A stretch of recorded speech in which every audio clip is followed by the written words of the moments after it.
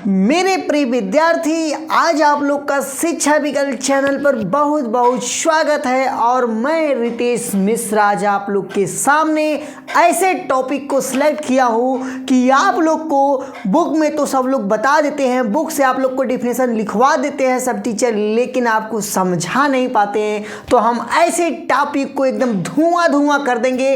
100% आप देख लिए इस वीडियो को, आपको किसी दूसरे का वीडियो नहीं देखना पड़ेगा। तो हम शुरुआत करते हैं। बाकी हम ज़्यादा अपने मुंह से अपना प्रशंसा नहीं करेंगे, आप लोग वीडियो को 100% देख लीजिए। उसके बाद आप लोग फीडबैक दीजिएगा अवश्य कि आपको वीडियो कितना बेहतरीन ढंग से समझ में आया, और जो भी कमी रहेगा आप लोग वीडियो में अवश्य बताइएगा। तो हम शुरुआत करते हैं अपने टॉपिक यानी अल्टरनेटिंग करंट यानी प्रत्यावर्ती धारा को।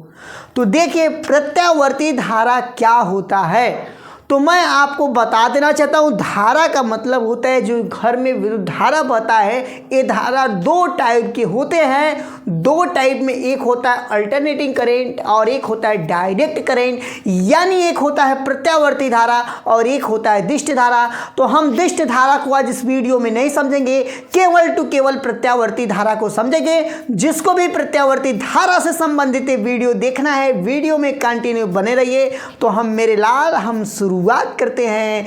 आप लोग अपने माइंड को फ्रेश करके वीडियो को देखिए और समझने का प्रयास करिए। आप लोग रेडी हैं तो शुरुआत करें, क्योंकि जितना ज़्यादा आपको माइंड फ्रेश रहेगा उतने अच्छे ढंग से आप लोग को समझ में आएगा। तो यानी यह टॉपिक मेरा जो होने वाला है प्रत्यावर्ती धारा यानी अल्टरनेटिंग करंट प्रत्यावर्ती धारा। आप लोग को एक डायग्राम मेरे बोर्ड पर दिखाई दे रहा होगा, डायग्राम के माध्यम से समझेंगे। उसके बाद आपको डिफिनेशन लिखवाएंगे। तो देखिए, यहाँ पर मैंने एक अक्ष खींचा है, ठीक यहाँ से धारा स्टार्ट होती है, यानी जो ए वाला पॉइंट है ना, इस पे यार धारा जीरो होती है। जैसे यहाँ पर खड़ा रहेगा, कहाँ रहेगा, जीरो पर, एक तरह से समझे, ठीक, यानी जीरो के सामने है। तो देखिए, प्रत्यावर्ती धारा क्या करती है भैया, जीरो से स्टार्ट होगी। ऊपर वाला देखो यहाँ पर प्लस लिखा है और नीचे क्या लिखा है, माइनस लिखा है। यानी ऊपर जब इस जो बीच में से लाइन है ना, इसके ऊपर वाला जो होगा वो धनात्मक दिशा होता है, और नीचे वाला जो वैल्यू है ऋणात्मक दिशा होता है। ऋणात्मक मतलब माइनस वाला, यानी कर्जा वाला होता है। तो देखिए, धारा सबसे पहले जीरो से स्टार्ट होती है, धनात्मक दिशा में जाती है। कहाँ जाती है, धनात्मक दिशा में जाती है, यानी जितना ताकत रहेगा उतना ऊपर चले जाएगी। जैसे अपने हाईएस्ट ऊंचाई तक जाएगी, फिर वहीं से डाउन होगी। क्या होगी, डाउन होगी, यहाँ पर जाकर जीरो हो जाएगी, ठीक। उसके बाद देखिए, अब दिशा होता है डायरेक्शन, यानी प्रत्यावर्ती जो धारा होता है ना, वो अपना डायरेक्शन चेंज करता है। तो डायरेक्शन मतलब पहले देखो धनात्मक दिशा में चल रहा था, लेकिन आपने हाईएस्ट वैल्यू पर जाने के बाद फिर से घटना शुरू किया और यहाँ पर पहुँचा। उसके बाद फिर से ऋणात्मक दिशा में चलना शुरू कर दिया, फिर से ऋणात्मक दिशा में अपने हाईएस्ट वैल्यू तक पहुंचा, फिर से थोड़ा थोड़ा ऊपर उठने लगा, फिर से यहाँ पहुंचा धनात्मक, मतलब यहाँ पर इस पॉइंट में पहुंचा, वहाँ से फिर से उठेगा, धनात्मक दिशा में जाएगा, फिर से कूदेगा ऋणात्मक दिशा में, फिर से उठेगा धनात्मक दिशा में, फिर से कूदेगा ऋणात्मक दिशा में। यानी जो प्रत्यावर्ती धारा होता है अपना डायरेक्शन चेंज करता है, यानी ढाई डायरेक्ट ऊपर मतलब धनात्मक दिशा में पॉजिटिव वाले में, ढाई ऋणात्मक दिशा में यानी माइनस वाले में, धनात्मक फिर ऋणात्मक। इसी प्रकार से जो अल्टरनेटिंग करंट यानी प्रत्यावर्ती धारा होता है इसी प्रकार से व्यवहार करता है। तो देखिए, इसको हम समझ गए, लेकिन अब देखिए आपको डिफिनेशन भी लिख के बता देते हैं। यहाँ पर देखिए आप लोग प्रत्यावर्ती धारा का डिफिनेशन, जब कोई धारा अपना दिशा निरंतर बदलती रहती है उसे प्रत्यावर्ती धारा कहते हैं। देखिए, आप लोग को हम बहुत बड़ा डिफिनेशन नहीं देंगे जिससे आपको याद ना हो सके, छोटा से छोटा डिफिनेशन देंगे, यानी उसका सभी जो होते हैं इंपॉर्टेंट चीज़ उस डिफिनेशन में आ जाएगा। सिंपल सा आप लोग बताएंगे, जब कोई धारा अपना दिशा निरंतर बदलती रहती है उसे प्रत्यावर्ती धारा यानी अल्टरनेटिंग करंट कहते हैं। बाकी आप लोग को बकवास नहीं लिखना है, और बकवास यदि आपको लिखना है तो डायग्राम से समझे हैं। जब कोई धारा जब कोई धारा आप धनात्मक दिशा में उच्चतम जाए यानी अधिकतम जाए, उसके बाद फिर से न्यूनतम होने के बाद फिर अपना दिशा चेंज करके ऋणात्मक दिशा में जाए, फिर ऐसे आप लोग लिखिए ना इसको पूरा जैसे जैसे कर रहे हैं। तो लेकिन हम आपको छोटा सा डिफिनेशन देंगे, लेकिन अभी इतना आप लोग को जानने से वीडियो एंड होने वाला नहीं है। अब इसमें एक फार्मूला होता है I बराबर I not sine omega T, sine omega T. अब आप लोग कहेंगे ये फार्मूला कैसा है, ये फार्मूला के बारे में आप लोग को बताएंगे। पहले इस फार्मूले को आप लोग पहले एक बार फिर सुनिए, I बराबर I not sine omega T. अभी आपको बताया जाएगा इसमें I नॉट क्या है, I क्या है, साइन ओमेगा टी क्या है, सब बताया जाएगा। बस वीडियो में आप लोग कंटिन्यू बने रहिए। तो यहाँ पर देखिए सबसे पहले हम आयाम एक टॉपिक लेंगे। क्या लेंगे, आयाम लेंगे।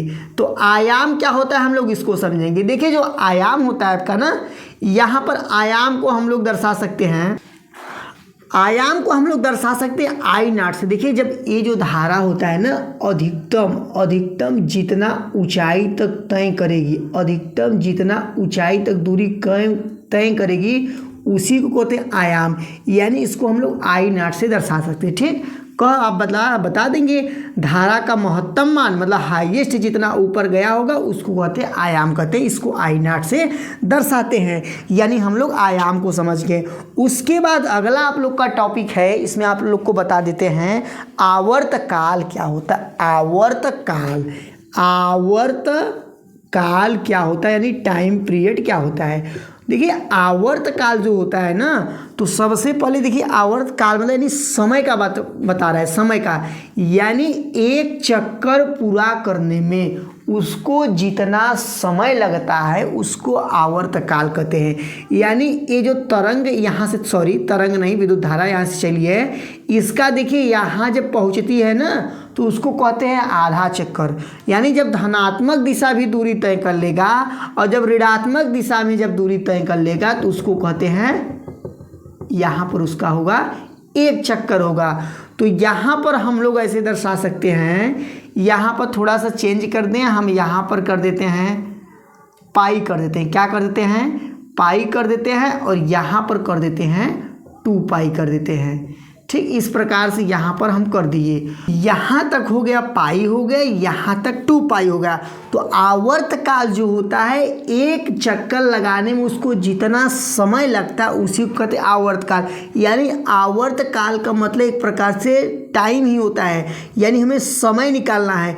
या कहोगे फार्मूला क्या होता है, देखिए जो फार्मूला होता है ना, यहाँ से लेकर यहाँ तक की जो दूरी है 2 पाई है। कितना है दूरी, 2 पाई है।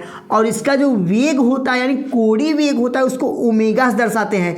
यानी आपसे कोई पूछेगा टी बराबर क्या होता है, यानी आवर्तकाल बराबर क्या होता है, तो आप लोग बताएंगे 2 पाई बटा के ओमेगा होता है। ये आवर्तकाल आप लोग फार्मूला से भी समझ लीजिए। आवर्तकाल क्या हो जाएगा आपका, टी बराबर 2 पाई बटा के ओमेगा होता है। इतना आप लोग समझ गए हैं। अब यहाँ पर हम लोग समझेंगे आवृत्ति यानी फ्रीक्वेंसी क्या होता है। ये देखिए बहुत इंपॉर्टेंट है, आवृत्ति यानी फ्रीक्वेंसी क्या होता है। देखिए आवृत्ति क्या होता है, इसमें हम लोग बताएंगे 1 सेकेंड में लगाए गए चक्करों की संख्या को कहते हैं आवृत्ति कहते हैं, यानी यफ से इसको दर्शाते हैं। यफ बराबर 1/t। यफ बराबर क्या होता है, 1/t। टी क्या है, आवर्तकाल है, यानी 1 सेकेंड में लगाए गए चक्करों की संख्या को कहते हैं हम लोग आवृत्ति कहते हैं। यानी यफ बराबर 1/t होता है। यही टी का वैल्यू मैं यहाँ रखूँगा, तो यहाँ पर रखूँगा तो 1 होगा, और यहाँ पर हो जाएगा 2 पाई बटा के ओमेगा। छोटा से यहाँ बटा है, अब जब बटा के नीचे बटा आता है तो पलट जाएगा, यानी ओमेगा बटा के 2 पाई होता है। इस प्रकार से फार्मूला हो गया। इसमें आप लोग आयाम को समझ गए हैं। आयाम क्या होता है, यहाँ से लेकर यहाँ तक की जो अधिकतम ऊंचाई होता है आयाम होगा। आवर्तकाल क्या होता है, आवर्तकाल मतलब एक चक्कर लगाने में जो समय लगता हो आपका क्या हो जाएगा, आवर्तकाल हो जाएगा।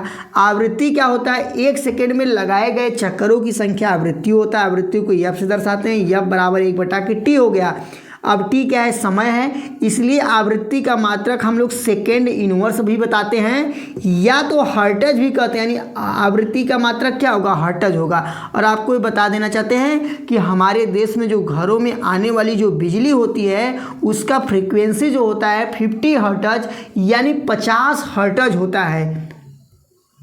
यानी 50 हर्ट्ज का मतलब ये हुआ कि यहाँ से मतलब कि 1 सेकेंड में इतना बड़ा यानी यहाँ से लेकर यहाँ तक की दूरी जो होगा वो लोग 50 राउंड कर लेते हैं, ऐसे ऐसे 50 चक्कर लगा लेते हैं। यानी देखिए एक जो आपका राउंड होगा ना, एक राउंड लगाने में विद्युत जो धारा होता है 2 बार मतलब शून्य होता है, यानी एक प्रकार से 100। इस प्रकार जो घरों में बिजली आती है वो जो बल्ब जलता है 1 सेकेंड में 100 बार जलता है, 100 बार बुझता है। आशा करता हूँ कि आप इसको समझ गए होंगे, और जब समझ गए होंगे तो वीडियो को लाइक करना, चैनल को सब्सक्राइब करना ना भूलिएगा। बहुत जल्द आपसे मिलते हैं अगले वीडियो में, तब तक के लिए जय हिंद, जय भारत।